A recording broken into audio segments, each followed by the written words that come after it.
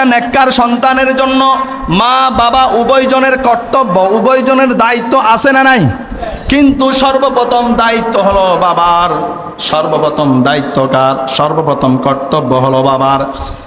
এক নাম্বার, নেককার সন্তান পাওয়ার জন্য, নেককার সন্তান লাভ করার জন্য সর্বপ্রথম আমাকে ভালো হতে হবে, বাবাকে ভালো হতে হবে। কি হতে হবে?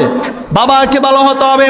দ্বিতীয় নাম্বার হলো ওই নেককার একজন সন্তানের জন্য নেককার একটা মা খুঁজে আনতে হবে, অর্থাৎ নেককার একটা স্ত্রী আপনি আপনার জন্য চুজ করতে হবে।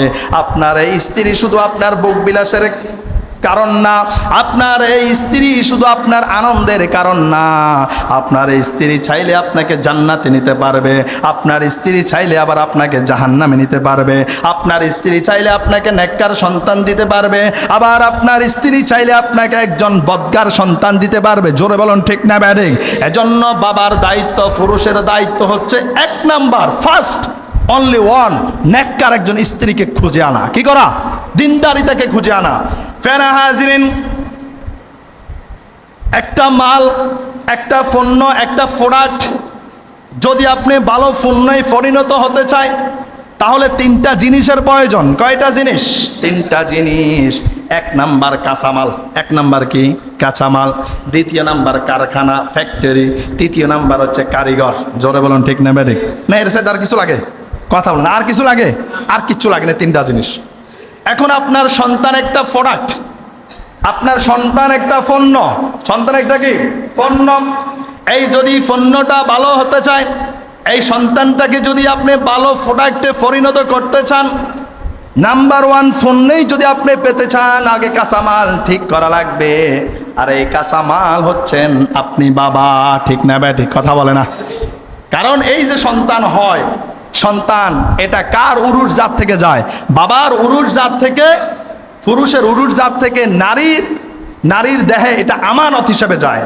নারী হচ্ছে কি? স্ত্রী হচ্ছে কারখানা, ফ্যাক্টরি, কারখানা, ইন্ডাস্ট্রি, কিন্তু বাবা হচ্ছে কাঁচামাল। জোরে বলুন ঠিক না ব্যাটিং?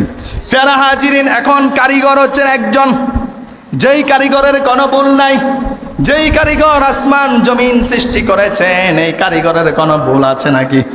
কারিগর কয়জন? কথা বলে না, কয়জন? একজন। আর ওই কারিগরের নাম কি? আওয়াজ করে বলেন, নাম কি? আল্লাহ। আওয়াজ করে বলেন আল্লাহ। এই কারিগর কখনো ভুল করবে না, এই কারিগর কখনো ভুল করার মতো লোক না। কাঁচামাল ভালো হতে হবে, ফ্যাক্টরি, কারখানা ভালো হতে হবে।